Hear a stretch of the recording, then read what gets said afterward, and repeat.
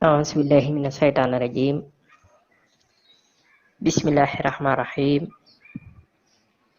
وصلى الله على سيدنا مولانا محمد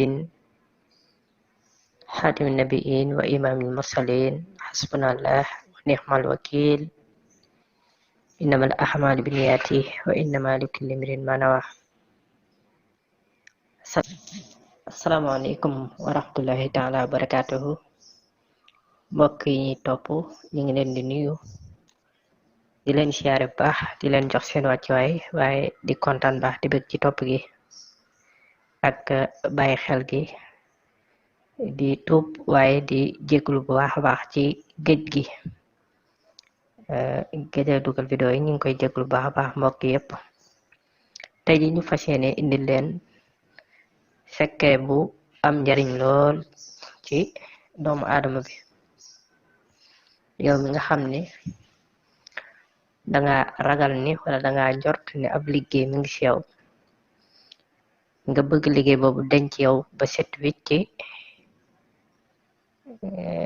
mel ni sax liggéey bi boo ko defee ba pare la leere ni ab liggéey a ngi ci yow soo pare dangay gis sa yaram boo koy jëfandikoo ba pare dangay gis sa yaram ni muy oyofee mu nekk lu am solo lu wér lool.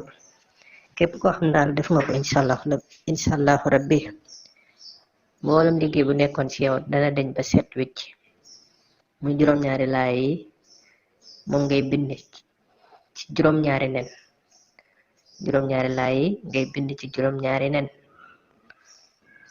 laay bu ne nga bind ko ci benn nen su ko defee nga lekk juróom-ñaari nen yépp ci kàttan suñu borom subhanahu wa taala. mboolem liggéey bu mu fekk ci sa yaram dana ko dindi ba mu set wicc. moo defee mbokk mi aaya bu njëkk bi moo nekk saxaro ayuna naas wastarhabuhum wa jaa'u bi sihri azimin. aaya boobu mi ngi ci Araf aaya 116. bu pare nga bind beneen bi jittum bihi sihru inna allaha sayubtiluhu inna allaha la yuslihu amalal mufsidin. boobu mi ngi ci Yunus aya 81. soo pare nga bind fa waqa'a al haqqu wa batala ma kanu ya'malun. boobu mi ngi ci Ahraf moom it ba tey aya 118 aya 118. bi ci topp muy boo pare nga bind bi ci topp awalam yara allasina kafaru anna samawati wal ardi kanata ratqan fa fatahnahuma. boobu mi ngi ci Anbiya aya 30. soo pare nga bind beneen bi moom it benn bu da ci benn nga ko bind. bi ci topp mooy wala in sa'altahum man xalaqa samawati wal arda la yaqulunna allah. boobu mu ngi ci Zumar aya 38. soo pare nga bind beneen bi muy fa kasafna anka xitaaka fa basharuka al yawma hadid aya 22 ci suratul Xaaf.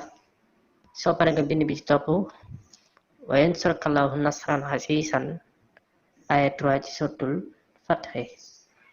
noonu nga koy toppante ba mu jeex. benn bu ne ni mu toppante noonu nga koy toppante. bi ci njëkk moom ngay njëkk bind toppante teg ca ba ca topp ba juróom-ñaari laay yi mat. su ko defee nag nen yooyu nga lekk leen. soo ko lekkee ci kàttanu suñu borom subhanahu wa taala lépp loo xam ne fekk nag ci soo yaram ci liggéey ak yàq-yàq dana ko dindi ba mu set wicc. ñu joxoon leen ko li wajhillahi taala di leen jaajëfal bu baax di wax ngeen di woy di abonné ci chaîne bi Makka TV Asrarul Quranul Karim. di wax ni am nañ fi ay téere lasraar jaara bayra wësëg. téere yi am na PDF kuy yittewoo mën nga noo jot ci numéro boobu incha allah. jërë ngeen jëf. waaleykum salaam wa rahmatullahi taala wa barakatuhu.